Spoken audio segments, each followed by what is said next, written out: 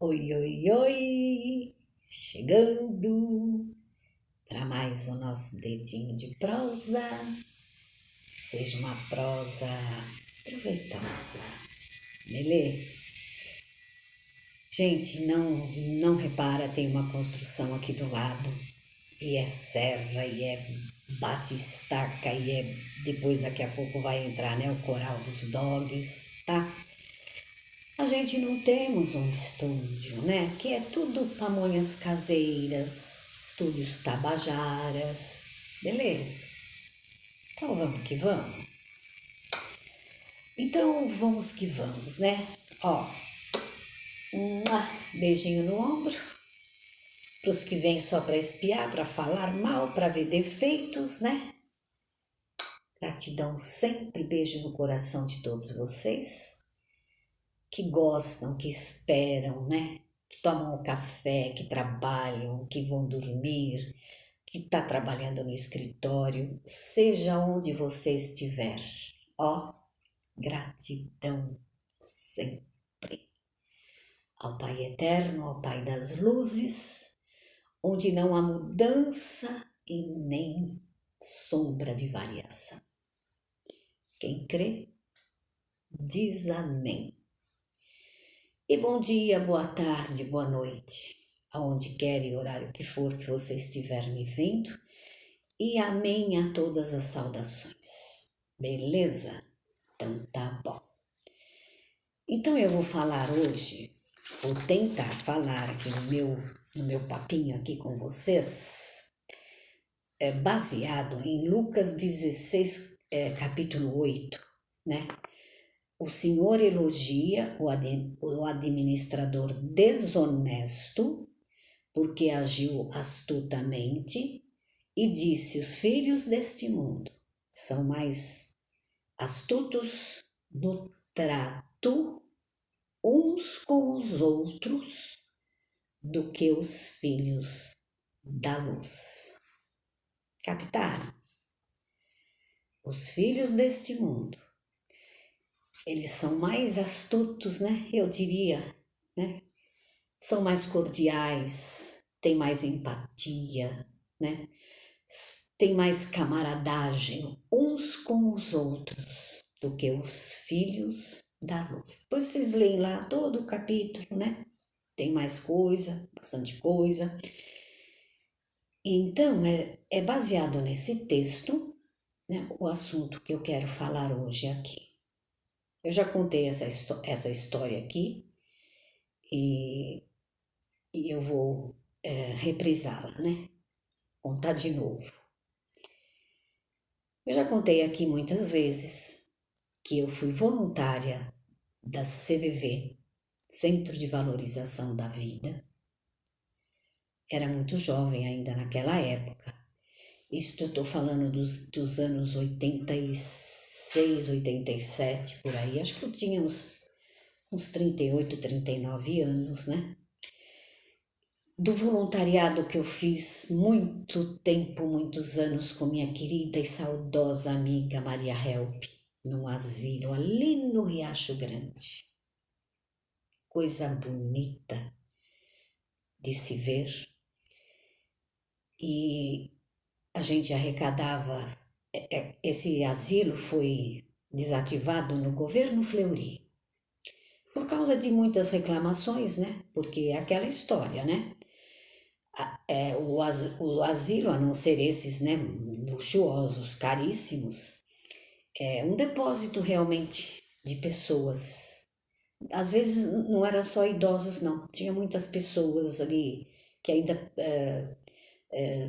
podiam tomar banho sozinho, fazer suas coisas sozinhas, né? Mas às vezes eram, né, muito ranzinza, muito, né? Vocês sabem como que é. Na cadeira de rodas, às vezes. Tinha muitos casos que não eram só de idosos. E a gente ia de sábado, arrecadava os alimentos e nós íamos ali 4, 5 pessoas, às vezes ia o marido junto, né? Às vezes não. E que foi realmente uma grande lição, né? porque é aquela história. Por que o governo desativou os asilos, os manicômios? Porque as famílias não suportam, não querem cuidar. E aí o que elas faziam? Elas levavam nessas entidades. E aí elas iam de vez em quando, né? Porque a gente estava lá às vezes sábado e domingo, não ia ninguém visitar ninguém. Se não fosse a caridade dos voluntários, né? Passar o dia ali, na dica de nada, né? Então, ali a gente viu desde aquelas velhinhas que a gente gostava de bonecas, né? A gente na nossa família tem até uma brincadeira, né? Quando a pessoa começa a comprar uma boneca, já tem uma certa idade, começa a pôr na cama. Fica difícil, né? E aí tinha desde essas velhinhas que tinha bastante boneca na cama, né, que mal dava para ela dormir, até aquelas que realmente precisavam de amarrar nas cadeiras, né, por algum tempo, porque elas eram agressivas, batiam nas outras, arreliavam, fazia um horror ali. Então, foi desativado por causa disso. As pessoas não cuidavam, né? Muitos por não ter recursos, claro, mas aí eu, né, os direitos humanos, isso e aquilo, né? Ai, porque e a gente viu muitas vezes, né? Acabava de dar banho, acabava de trocar a fralda, e dali a pouco a pessoa, né, vomitava, fazia de novo as suas necessidades, era uma barbaridade. Mas as famílias que não cuidavam, que não estavam nem aí para aquele ente querido, né, que um dia foi, né, espero que tenha sido, mas que agora ele não estava servindo para nada, só estava exigindo atenção, cuidados, né? Então, o governo que cuide, né? O governo que cuide. Como agora também, né? As meninadas, a mulherada saem aí para as baladas, né? E dão para dedéu, e aí nascem os filhos, né? Que os pais não querem saber, porque também pula fora, e aí elas querem o quê? Creche para pôr os filhos. E é complicado nessa história, né? Então, o que aconteceu? A gente alivia esse quadro. Por quê? Porque nós passávamos o dia inteirinho ali. E acabamos, né, nos afeiçoando por algumas pessoas. E víamos ali a luta dos que cuidavam daquelas pessoas. De algumas pessoas intransigentes, de algumas pessoas que não é porque era idosa, não, que eram santinhas e boazinhas. E tinham muitas realmente. Aquelas carinhas totalmente dependentes, boazinhas. Vocês entenderam. E aí, ali também foi uma escola, né? E eu nunca falei mal desses lugares. Dali uns tempos houve problemas lá e muita necessidade, né? Eles comiam carcaça de frango direto e reto, aquelas sopas, né? Que o governo dava. E tinham vontade de comer algumas coisas, então a gente já fazia pesquisa e perguntava o que vocês querem para a próxima vez. Para os que podiam, né? Para os que ainda podiam comer, para os que ainda tinham esse prazer, né? Porque, claro, tinham outros que não podiam, né? Eram medicados e era outra coisa. E aí a gente levava e fazia, né? O que eles queriam, né? A gente fazia tráfico de balas, de cigarro, de pimenta. Eu já contei aqui, a gente levava escondido. Ah, entendeu? Ninguém morreu naquela nossa gestão. Ninguém. Que isso, meu? Já pensou? Você tá ali comendo aquela comida insossa, com a vontade de comer uma pimentinha, né? A pessoa tinha o vício do cigarro, ai, porque não pode, porque não quer. A gente comprava, dava 2, 3 para cada um, né? Então, deu para perceber, né, que eu fui sempre, né? Mas elas sabiam, muitas vezes, também faziam vistas grossas, né? E graças a Deus o nosso sábado e o nosso domingo ali era uma festa. E fui também lá no CVV, também nesta época, anos 86, 87, até anos 90. E antes da gente ir para fazer para eles admitirem a gente fazia uma roda, né, com bastante voluntários, candidatos a, né, e a gente tinha que se apresentar. Aquelas coisas comum, idade, profissão, né, de onde você é, tipo se apresentar para os demais colegas e para a pessoa que ficava no centro, né, era uma roda, e a pessoa ficava no centro para nos conhecer, para ver, né, entender. E aí, nesta apresentação, tinha um rapaz e ele estudou num seminário. E ele era um rapaz alto, bonito. Ele usava sempre, sabe essas capas de cor caqui, compridas, que os homens usavam antigamente? Meu pai usava essas capas bonitas quando ele ia viajar, e chapéu, né? Chapéu Prada, aqueles chapéus elegantérrimos, né? Esse rapaz chamava a atenção porque ele tinha esse modelito, né? E aí, quando chegou a vez dele falar, ele se apresentou assim: que ele estudou num seminário, quase foi padre, porque onde ele morava, me esqueci agora, lá no norte e nordeste, era a única maneira dele ter, né, uma graduação, dele estudar, dele ter acesso a algumas coisas.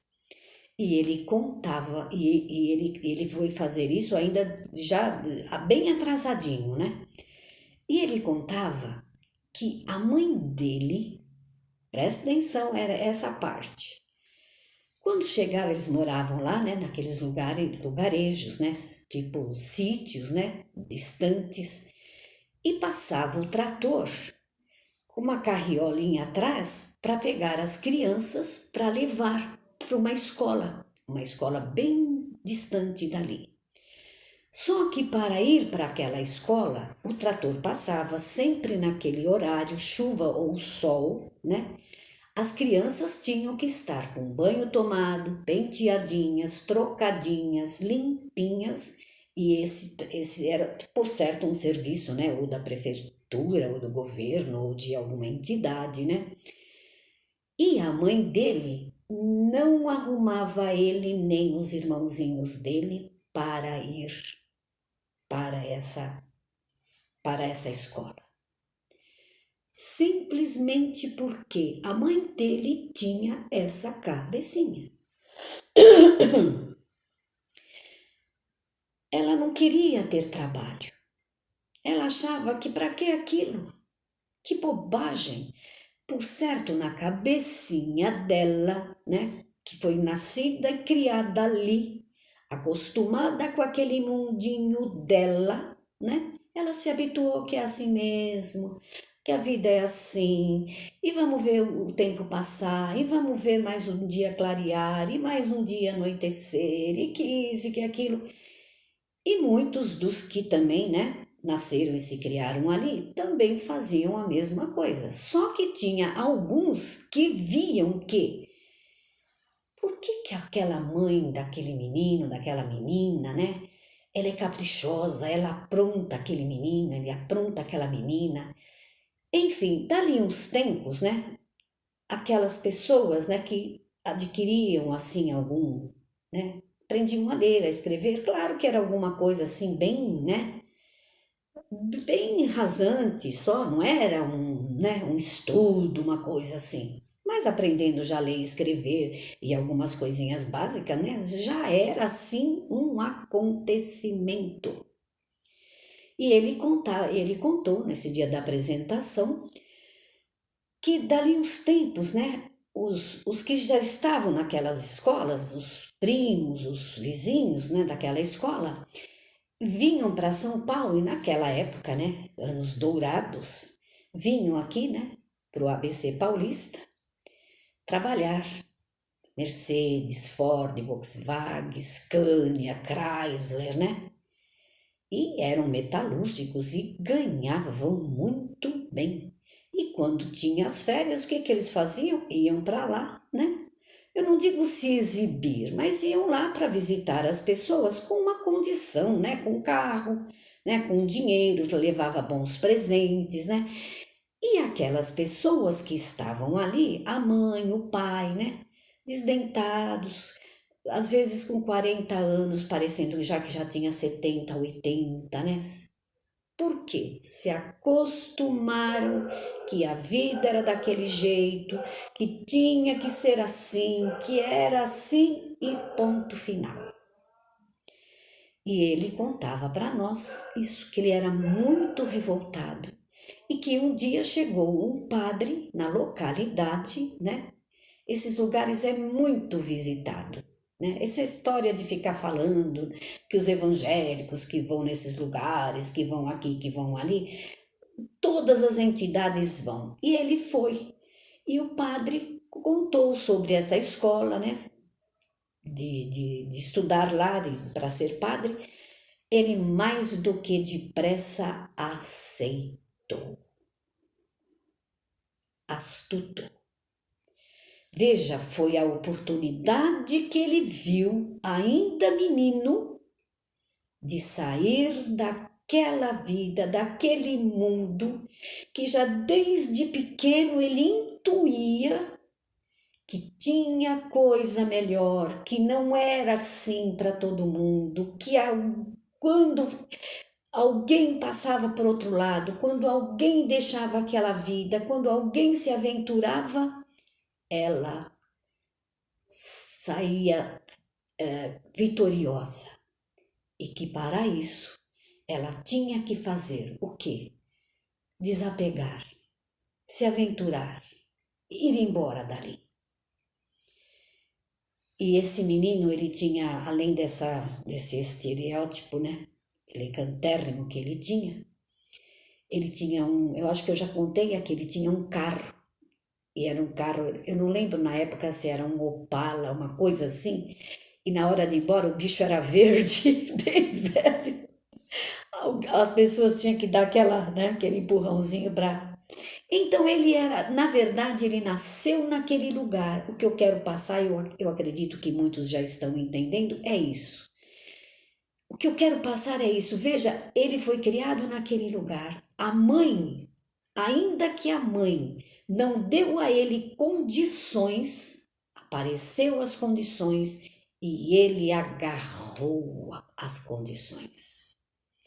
E ele teve coragem ali naquele círculo de apresentação do CVV, falar que ele não tinha nenhum dom, não queria, nunca passou pela cabeça dele de ser um padre, de ser um sacerdote, ele nem sabia o que ia fazer ali. Ele só sabia que o tal padre que foi no local, né? Fez ali um discurso, fez ali uma proposta para a mãe e a mãe, com muito custo, o liberou e deixou ele ir. E ele aprendeu, vocês sabem, né? Nesses seminários as pessoas estudam, né? Tipo uma faculdade. E ele se formou e ele caiu fora. Então, o Senhor elogia as pessoas astutas. E ele, inclusive, fez uma referência que os filhos deste mundo, eles têm mais astúcia do que os filhos da luz. Entender? Então, é aquela história que nós estamos nos debatendo aqui.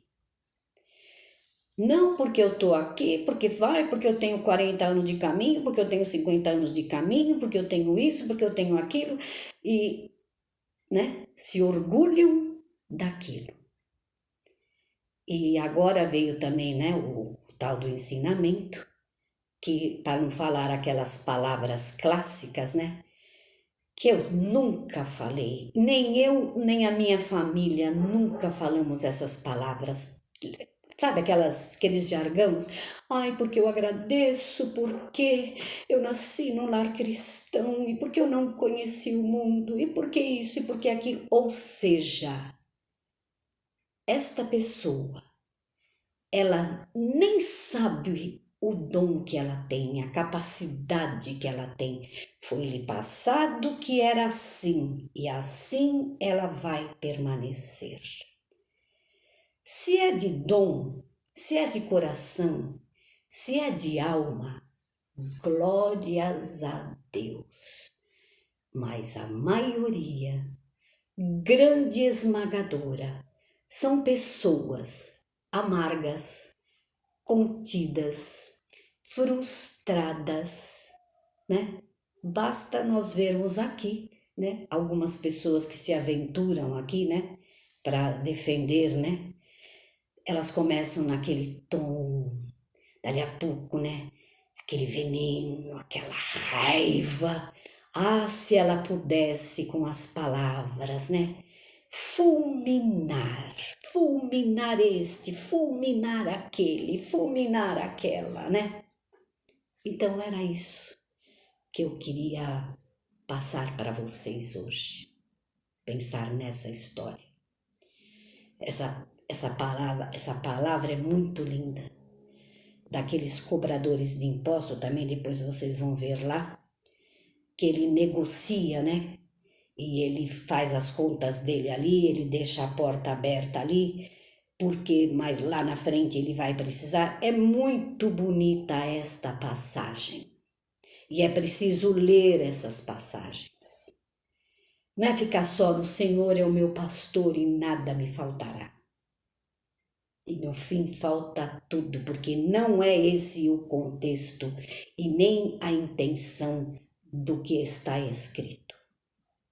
Não me faltará força, não me faltará coragem, não me faltará fé. Mesmo que eu levantar de manhã e não tiver força nenhuma, que eu tiver arrasada, que eu não tiver de mim, eu nada tenho, mas Ele vai me dar a força. Nada me faltará neste sentido. Eu vou sofrer sim, eu vou ter problemas sim, como todo mundo tem. Mas não me faltará a fé, a coragem de seguir adiante, de dar mais um passo, de viver mais um dia, de ter mais uma esperança, de ter fé dentro do meu coração e da minha alma. Como eu sempre dizia aqui, parei de falar por uns tempos, lá fora uma desordem, mas aqui dentro está tudo em ordem. Em ordem entre aspas. Em ordem porque eu tenho fé. Eu tenho fé que eu estou passando tudo isso porque eu tenho que passar. Ninguém é blindado. Ninguém veio aqui se fosse aqui o paraíso, né? A história, desde o começo, foi sempre a mesma história. O mundo começou com Caim e Abel. Depois foi Adão e Eva, um culpando o outro. E desde que o mundo, é desse jeito. E quem puder que se salve, que tenha força, que tenha fé, que busque a luz e a sabedoria, porque senão, batatinha quando nasce, esparrama pelo chão. Fui.